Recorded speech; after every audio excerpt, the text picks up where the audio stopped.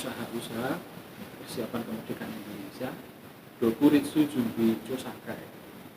Kemudian tugasnya adalah untuk merumuskan dasar-dasar negara. Beberapa kali bersidang, 29, 31, 1 gitu ya. Dari 29 Mei, 31 Mei, 1 Juni dan sebagainya. Nah, dari beberapa sidang itu ada beberapa tokoh yang menyampaikan konsepsi tentang dasar negara. Ada Muhammad Yamin, kemudian ada Mr. Supomo, dan sebagainya, dan ada Soekarno dan sebagainya. Nah, dari konsepsi-konsepsi itu yang disampaikan oleh Soekarno pada tanggal 1, dia menawarkan 5 konsep dasar negara. Yang pada awalnya sebenarnya dia menyebutnya Pancadharma. Tapi kemudian oleh Yamin, kayaknya kok nggak keren gitu ya. Anu aja Pancasila. Oke lah Pancasila. Kemudian bergulir, PKI sudah bubar. Kemudian dibentuk panitia 9, dirumuskan. Kemudian kita kenal yang namanya Piagam Jakarta. Jakarta Charter. Yang isinya hampir sama dengan pembukaan dari Undang-Undang Dasar. Nah, isi dari Piagam Jakarta ini salah satu bagian akhirnya ini hampir sama dengan yang kita kenal dengan Pancasila sekarang. Cuman bedanya adalah pada sila yang pertama, yaitu kewajiban ketuhanan dengan kewajiban menjalankan syariat Islam. Piagam Jakarta. Dan itu sudah ditetapkan di Piagam Jakarta. Kemudian berlanjut nanti PPKI bertugas, kemudian mereka mempersiapkan kemerdekaan dan kemerdekaan 17 Agustus 45. Nah, sore harinya Hatta ini didatangi oleh saudara-saudara kita dari Indonesia Timur, perwakilan dari Indonesia Timur, yang mereka keberatan dengan 9 kalimat itu. Berarti kalau begitu kan seolah-olah ini hanya untuk orang Islam saja, padahal faktanya di Nusantara ini ada banyak saudara-saudara kita yang juga Islam. Maka kemudian segera berkoordinasi begitu ya, termasuk dengan sesepuh kita di NU. Nah, maka tanggal 18 Agustus ketika sidang PPKI yang pertama menetapkan Undang-Undang Dasar 45, beberapa kalimat, 9 kalimat dari Piagam Jakarta ini diubah menjadi ketuhanan yang Maha Esa. Dan menurut para pendiri bangsa, terutama sesepuh kita itu dari itu tauhid. Itu sudah inti dari ajaran Islam. Maka kemudian kita mengenal dengan namanya Pancasila. Jadi ini sebenarnya Pancasila yang di awal tadi, yang dikonsepsikan oleh saudara dengan yang kita kenal sekarang, namanya sama tapi isinya tidak kalimatnya ya, redaksinya mungkin tidak sama tapi intinya sama. Saya kira itu. Ya, ditetapkannya, maaf moderator. Monggo. Ditetapkannya Pancasila yang seperti sekarang itu tanggal. Jadi ada setelah ditetapkan oleh BPKI tanggal 18, terus nanti ditetapkan lagi oleh Pak Harto tahun 68. Itu ditetapkan lagi. Yang seperti Pancasila sekarang 68. Jadi biar kadang karena zaman dulu mungkin informasi itu tidak tidak seperti sekarang. Kemudian orang tahunya juga konsepsi-konsepsi yang ditawarkan di masa-masa di era-era rapatnya BPKI. Jadi kadang barangkali itu bias dan sebagainya. Jadi sebenarnya Pancasila yang benar itu kayak gimana sih? Nah, untuk menyeragamkan itu, seingat saya tahun 68 kemudian ditetapkan oleh Pak Harto, ya seperti yang kita kenal sekarang. Mulai dari artinya sebelum 68 sudah ditetapkan oleh BPKI itu. Masih ada kewajiban menjalankan, sudah tidak ada. Jadi setelah tanggal 18 BPKI bersidang itu sudah dihapus 9 kalimat itu dihapus menjadi ketuhanan yang Maha Esa. Ya, itu berarti kan itu baru kemudian mungkin barangkali karena informasinya keterbatasan media pada waktu barangkali ya, terus kemudian ditetapkan lagi tahun 68 yang ya sebenarnya sama. Saya kira itu Mas. Oke, terima kasih Mas Agung. tentang sejarah Pancasila. Materinya. Monggo Bapak. 15 menit. Bismillahirrahmanirrahim. Assalamualaikum warahmatullahi wabarakatuh. Waalaikumsalam warahmatullahi wabarakatuh. Alhamdulillah, salatu wassalamu ala Rasulillah. La haula wa la quwwata illa billah. Yang saya hormati Bapak Dr. Ramadi, sesepuh 82 tahun. Bapak Wawan, Mas Agung, Mas Aris, dan seluruh peserta secara sehat, Bapak, Mas Kamal, Ibu-ibu, adik-adik yang kami hormati. Kita telah mendengarkan tiga narasumber dari pelaku sejarah, dari budayawan, dan juga dari sejarawan Yang tidak mau disebut sejarawan. sehingga mungkin saya tinggal menggarisbawahi saja. Tetapi dalam hal menggarisbawahi itu tentu saya harus mengambil sisi sudut pandang. Jadi nanti saya akan mengutip beberapa kata kunci dari Bapak Ramadi barangkali tentang filsafat Jawa, dari Bapak Wawan barangkali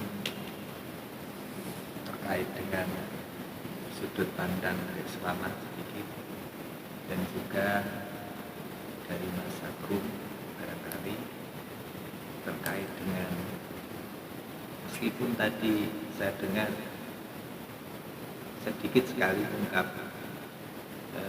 terkait dengan Jepang yang kemudian menawarkan membentuk BPUPKI tadi.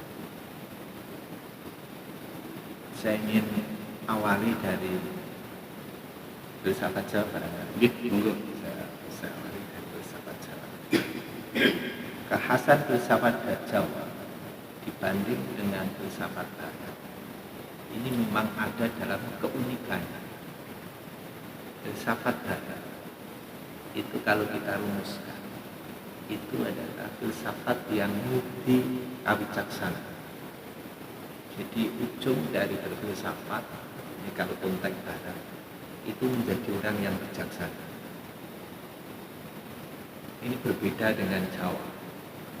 Kalau Jawa, ujung dari berfilsafat itu karena mudi kasampurna. Mudi kasampurna. Sehingga karena kekhasan Jawa, dan ini sekaligus mewakili filsafat Timur, kita bicara Jawa, ini mewakili filsafat Timur. Filsafat Timur itu yang terkenal itu Cina dan India, Cina dan India ini utamanya. Nah ini sekaligus mau tidak mau kita melihat sisi sejarahnya. Sedikit saya ulang juga sisi sejarahnya.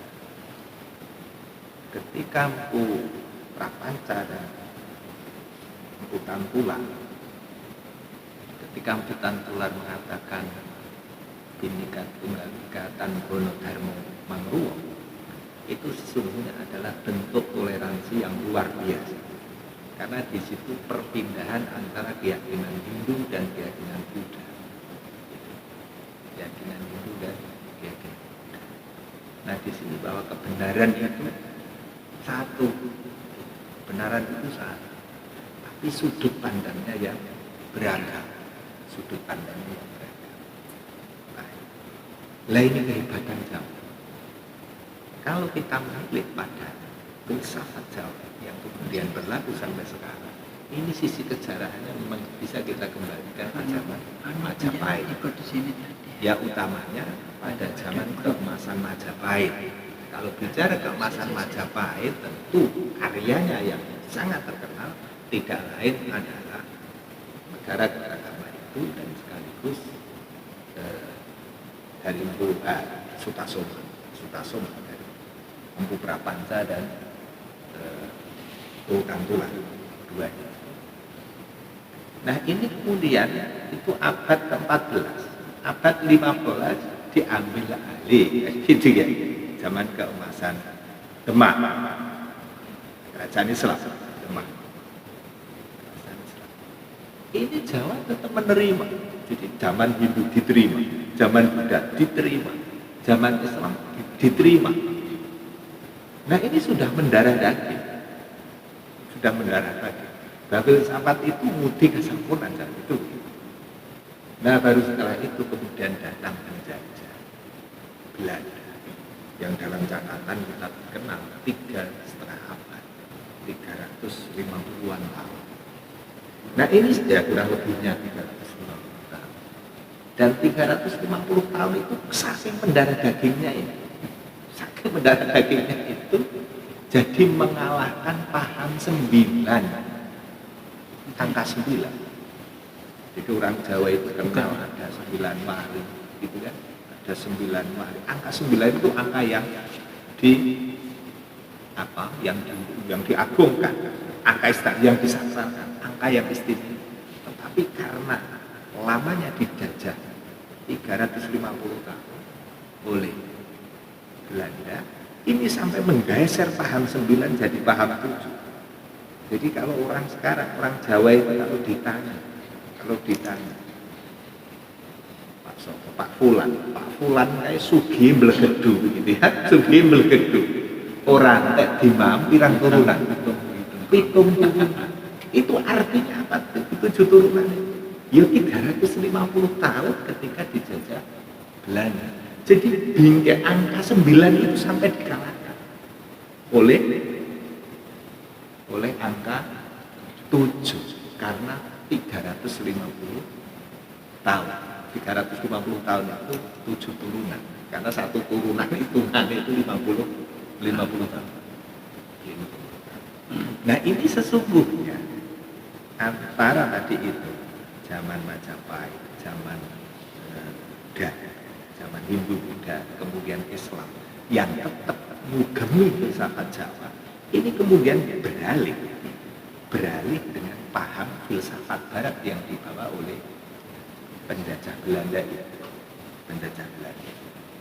Nah bedanya tadi itu, kalau filsafat Barat mudika wicaksanan, filsafat Jawa itu mudika sampurnan, di tengahnya itu ada kebenaran.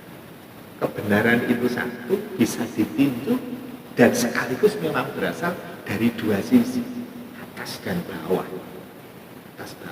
Atas dan bawah ini kalau dalam bahasa sekarang itu top down, kalau dari bawah ke atas itu bottom up. Kebenaran ada di tengah itu, kebenaran yang dari atas itu adalah kebenaran wahyu, kebenaran ilahiyah. Nah kalau kebenaran ilahiyah ini kemudian yang bicara, ini kemudian bukan lagi akal, tetapi fu'ad, jiwa hati kita. Nah sementara inilah yang mewakili sesungguhnya, inilah yang mewakili bangsa Indonesia secara dari dulu, mulai zaman Majapahit itu lebih mengedepankan rasa, hati, rasa, kasampurnan, budi kasampurnan. Ini tentu berbeda dengan filsafat Barat yang mudika wicaksanan itu disandarkan pada akal, intelijen. Nah ini anunya bottom up, dari bawah ke atas. Ini sesungguhnya bisa ketemu dalam satu titik kebenaran. Mengapa? Karena sesungguhnya sumber rasa dan sumber intelijen itu dari Tuhan. Sama-sama dari yang maha benar. Ini jadi kebenaran itu sesungguhnya bisa digapai melalui rasa, melalui pemberitaan wahyu itu sesuatu yang dari Tuhan, dan juga bisa digapai melalui intelijen, melalui akal budi kita, Hanya bedanya tentu kebenaran yang dari wahyu ini sifatnya mutlak karena iman, dogmatis ini mutlak kebenarannya. Sementara kebenaran yang digapai melalui akal bagi manusia selalu dikatakan sebagai kebenaran yang subjektif. Sehingga peperangan antara timur dan barat ini sesungguhnya ketika datangnya penjajah ini ingin mengubah dari filsafat Jawa yang mudika sampurnan tadi, ini justru akan diambil alih Mudi Kalijaksana.